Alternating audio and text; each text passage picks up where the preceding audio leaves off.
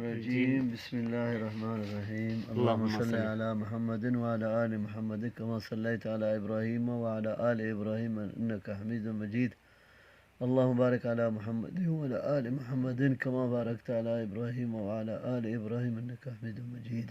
سورۃ توبہ. سورۃ توبہ وجہ تسمیہ اس کے مفسرین متعدد نام ذکر کیے ہیں، لیکن زیادہ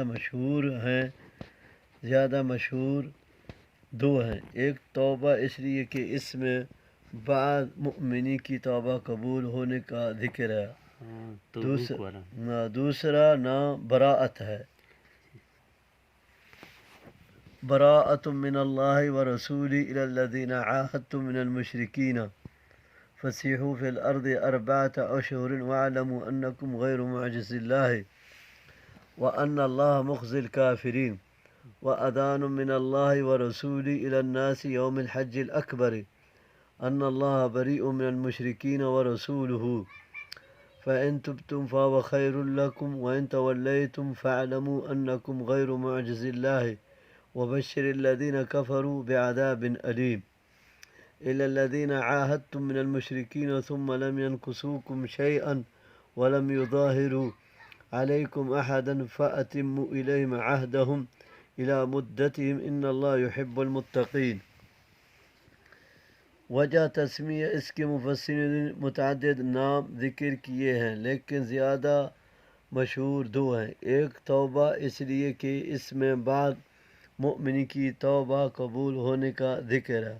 دوسرا نام براءت ہے اس لیے کہ اس میں مشرکین سے براءت کا اعلان عام ہے.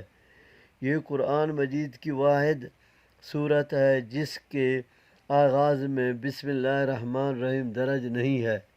اس کی بھی متعدد وجوہات کتب تفسیر میں درج ہیں، لیکن زیادہ صحیح بات یہ معلوم ہوتی ہے کہ سورۃ الانفال، سورۃ التوبہ، ان دونوں کے مضامین میں بڑی یکسانیت پائی جاتی ہے.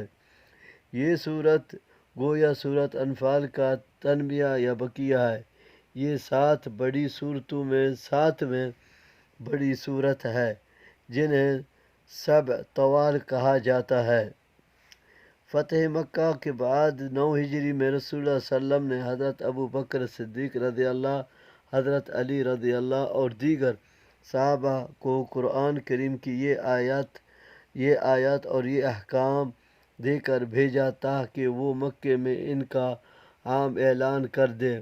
انہوں نے آپ صلی اللہ علیہ وسلم کے فرمان کے مطابق اعلان کر دیا کہ کوئی شخص بیت اللہ کا عریان طواف نہیں کرے گا، بلکہ آئندہ سال سے کسی مشرک کو بیت اللہ کے حج کی ہی اجازت نہیں ہوگی.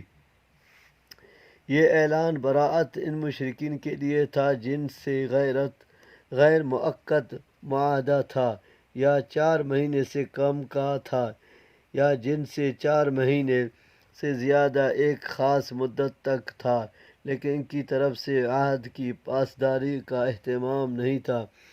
ان سب کو 4 مہینے مکہ میں رہنے کی اجازت دے دی گئی. اس کا مطلب یہ تھا کہ اس مدت کے اندر اگر وہ اسلام قبول کر لیں تو انہیں یہاں رہنے کی اجازت ہوگی. بصورت دیگر ان کے لیے ضروری ہوگا کہ وہ 4 مہینے کے بعد جزیرہ عرب سے نکل جائیں. اگر دونوں صورتوں میں سے وہ کوئی بھی اختیار نہیں کریں گے تو وہ حربی کافر شمار ہوں گے جن سے لڑنا مسلمانوں کے لیے ضروری ہوگا تاکہ جزیرہ عرب کفر و شرک کی تاریکیوں سے صاف ہو جائے. یعنی یہ مہلت اس لیے نہیں دی جا رہی ہے کہ فی الحال تمہارے خلاف کارروائی ممکن نہیں ہے، بلکہ اس سے مقصد صرف تمہاری بھلائی اور خیر خواہی ہے تاکہ جو توبہ کر کے مسلمان ہونا چاہیے وہ مسلمان ہو جائے، ورنہ یاد رکھو کہ تمہاری بابت اللہ کی جو تقدیر و مشیت ہے اس سے تم ٹال نہیں سکتے، اور اللہ کی طرف سے مسلط ذلت و رسوائی سے تم بچ نہیں سکتے. صحیحین بخاری و مسلم اور دیگر صحیح احادیث سے ثابت ہے کہ یوم حج اکبر سے مراد یوم النحر 10واں ذی الحجہ کا دن ہے۔ اسی دن مینا میں اعلان براعت سنایا گیا۔ 10واں ذی الحجہ کو حج اکبر کا دن سے اس لیے کہا گیا کہ اس دن حج کے سب سے زیادہ اور اہم مناسک ادا کیے جاتے ہیں، اور عوام عمرے کو حج اصغر کہا کرتے تھے، اس لیے عمرے سے ممتاز کرنے کے لیے حج کو حج اکبر کہا گیا۔ عوام میں جو یہ مشہور ہے کہ جو حج جمعہ والے دن آئے وہ حج اکبر ہے، یہ بے اصل بات ہے۔ یہ بے اصل بات ہے، یہ مشرکین کی چوتھی قسم ہے۔ ان سے جتنی مدت کا معاہدہ تھا اس مدت تک انہیں رہنے کی اجازت دے دی گئی۔ 4 مہینہ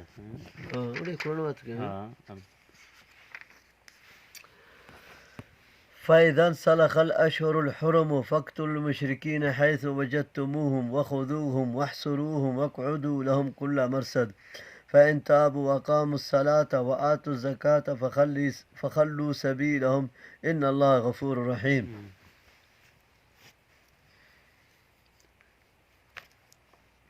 وَإِنْ أَحَدٌ مِّنَ الْمُشْرِكِينَ اسْتَجَارَكَ فَأَجِرْهُ حَتَّى يَسْمَعَ كَلَامَ اللَّهِ ثُمَّ أَبْلِغْهُ مَأْمَنَهُ ذلك بأنهم قوم لا يعلمون۔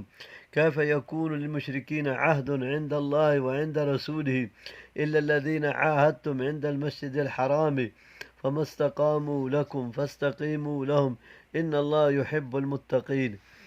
كيف وإن يظهروا عليكم لا يركبوا فيكم إلا ولا ذمة يرضونكم بأفواههم وتابى قلوب أكثرهم فاسقون۔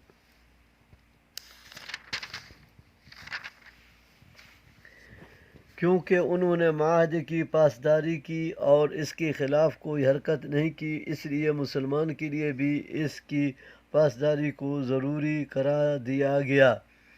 ان حرمت والے مہینوں سے کیا مراد ہے؟ اس میں اختلاف ہے۔ ایک رائے تو یہ ہے کہ اس سے مراد وہی 4 مہینے ہیں جو حرمت والے ہیں، یعنی رجب، ذوالقعدہ، ذوالحجہ اور محرم، اور اعلان براعت 10واں ذی الحجہ کو کیا گیا۔ اس اعتبار سے گویا اعلان کے بعد 50 دن کی مہلت انہیں دی گئی، کیونکہ حرمت والے مہینوں کے گزرنے کے بعد مشرکین کو پکڑنے اور قتل کرنے کی اجازت دے دی گئی۔ لیکن امام بن کثیر نے کہا کہ یہاں اشہر حرم سے مراد وہ حرمت والے مہینے نہیں ہیں، بلکہ 10 ذی الحجہ سے لے کر 10 ربیع ثانی تک کے 4 مہینے مراد ہیں۔ انہیں اشہر حرم اس لیے کہا گیا ہے کہ اعلان براعت کے روز سے ان 4 مہینوں میں ان مشرکین سے لڑنے اور ان کے خلاف کسی اقدام کی اجازت نہیں تھی۔ اعلان براعت کی روز سے یہ تعبیر مناسب معلوم ہوتی ہے، واللہ اعلم بالصواب۔ بعض مفسرین نے اس حکم کو عام رکھا ہے، یعنی حل یا حرم میں جہاں بھی پاؤ قتل کرو، اور بعض مفسرین نے وَلَا تَقْتُلُوهُمْ عِنْدَ الْمَسْجِدِ الْحَرَامِ حَتَّى يُقَاتِلُوكُمْ فِيهِ فَإِنْ قَاتَلُوكُمْ فَاقْتُلُوهُمْ۔ مسجد حرام کے پاس ان سے مت لڑو یہاں تک کہ وہ خود تم سے لڑیں، اگر وہ لڑیں تو پھر تمہیں بھی ان سے لڑنے کی اجازت ہے۔ اس آیت سے تخصیص کی ہے اور صرف حدود حرم سے باہر حل میں قتل کرنے کی اجازت دی ہے۔ ابن کثیر یعنی انہیں قیدی بنا لو یا قتل کرو، یعنی اس بات پر اکتفا نہ کرو کہ وہ تمہیں کہیں ملیں تو تم کارروائی کرو، بلکہ جہاں جہاں ان کے حصار، قلعے اور پناہ گاہیں ہیں وہاں وہاں ان کی گھات میں رہو، حتیٰ کہ تمہاری اجازت کے بغیر ان کے لیے نقل و حرکت ممکن نہ رہے، یعنی کوئی کارروائی ان کے خلاف نہ کی جائے، کیونکہ وہ مسلمان ہو گئے ہیں۔ گویا قبول اسلام کے بعد اقامت الصلاۃ اور ادائے زکوٰۃ کا اہتمام ضروری ہے۔ اگر کوئی شخص ان میں سے کسی ایک کا بھی ترک کرتا ہے تو وہ مسلمان نہیں سمجھا جائے گا۔ جس طرح حضرت ابوبکر صدیق رضی اللہ عنہ نے مانع زکوٰۃ کے خلاف اسی آیت سے استدلال کرتے ہوئے جہاد کیا اور فرمایا واللہ لأقتلن من فرق بین الصلاۃ والزکوٰۃ۔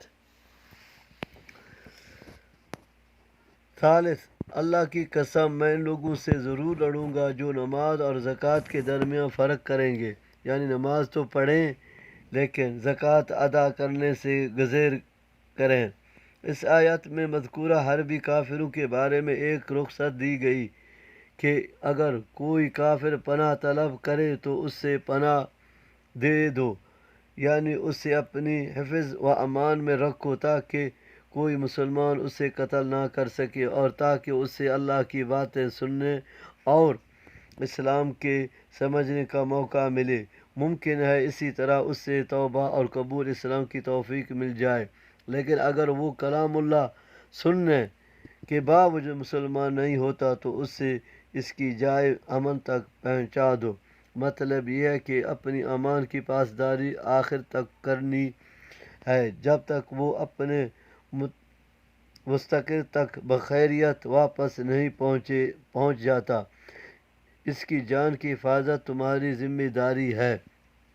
یعنی پناہ کے طلب گاروں کو پناہ کی رخصت اس لیے دی گئی ہے کہ یہ بے علم لوگ ہیں۔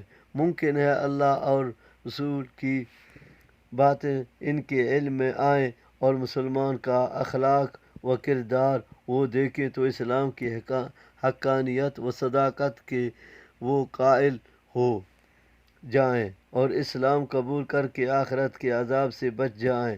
جس طرح صلح حدیبیہ کے بعد بہت سے کافر امن طلب کر کے مدینہ آتے جاتے رہے تو انہیں مسلمانوں کے اخلاق اور کردار کے مشاہدے سے اسلام کے سمجھ میں بڑی مدد ملی اور بہت سے لوگ مسلمان ہو گئے۔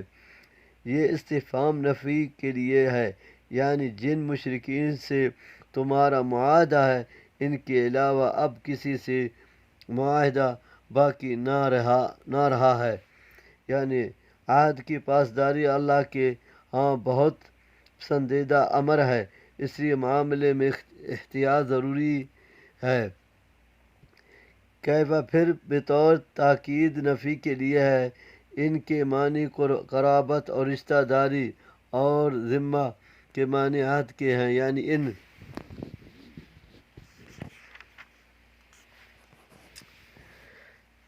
اشتروا بآیات اللہ ثمنا قلیلا فصدوا عن سبیل انہم ساء ما كانوا يعملون لا يرقبون في مؤمن الا ولا ذمة واولئك هم المعتدون فإن تابوا وأقاموا الصلاة وآتوا الزكاة فإخوانكم في الدين ونفسر الآيات لقوم يعلمون وإن نكثوا أيمانهم من بعد عهدهم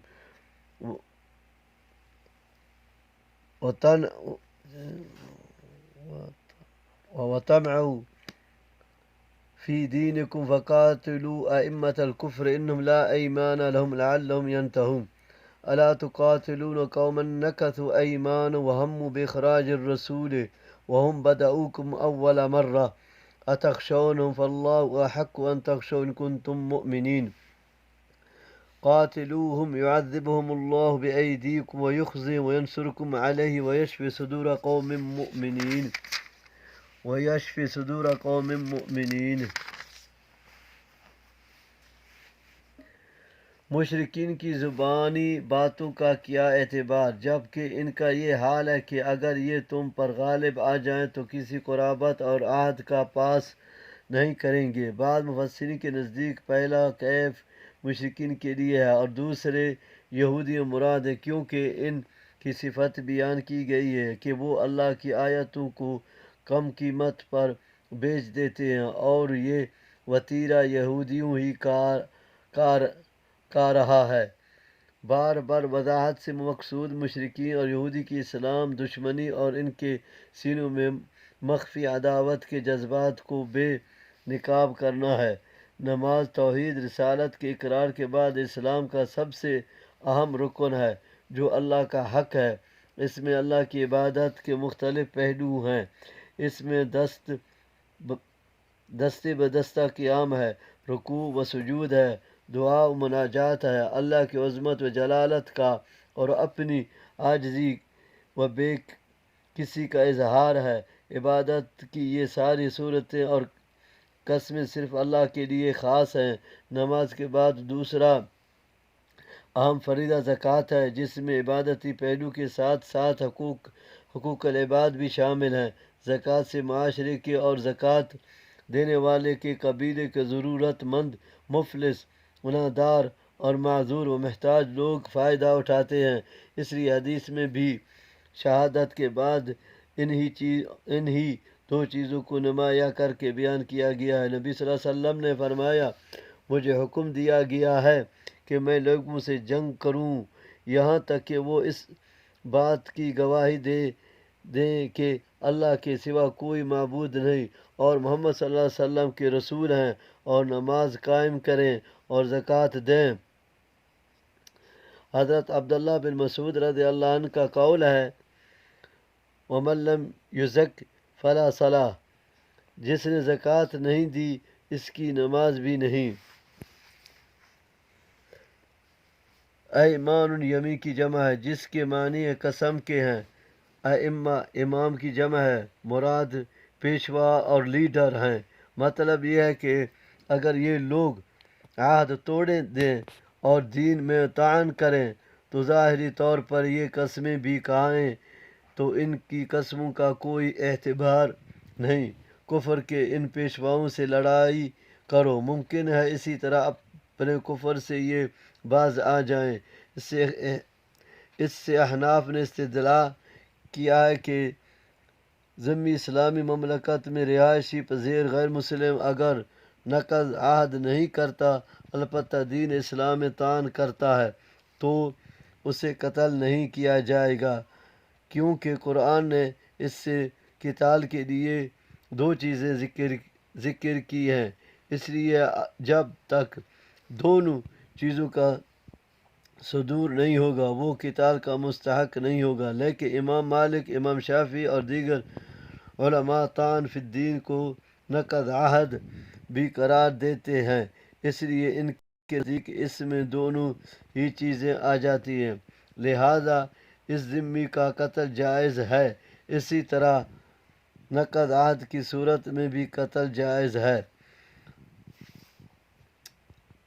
اعلیٰ حرف تخصیص ہے جس سے رغبت دلائی جاتی ہے۔ اللہ تعالیٰ مسلمانوں کو جہاد کی ترغیب دے رہا ہے۔ اس سے مراد دار الندوہ کی وہ مشاورت ہے جس میں رؤسائے مکہ نے نبی صلی اللہ علیہ وسلم کے جلا وطن کرنے، قید کرنے یا قتل کرنے کی تجویزوں پر غور کیا۔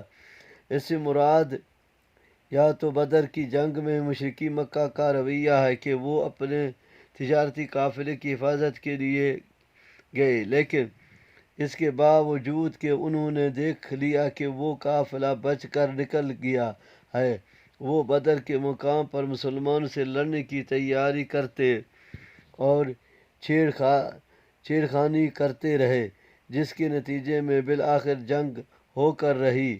یا اس سے مراد قبیلہ بنی بکر کی وہ امداد ہے جو قریش نے ان کی جبکہ انہوں نے رسول اللہ صلی اللہ علیہ وسلم کے حلیف قبیلہ خزاع پر چڑھائی کی تھی، ورنہ حالانکہ قریش کی یہ امداد معاہدے کی خلاف ورزی تھی۔ لابد ہاں دے دیا جی پورا۔ چھیڑ سکے نا خزاع کو۔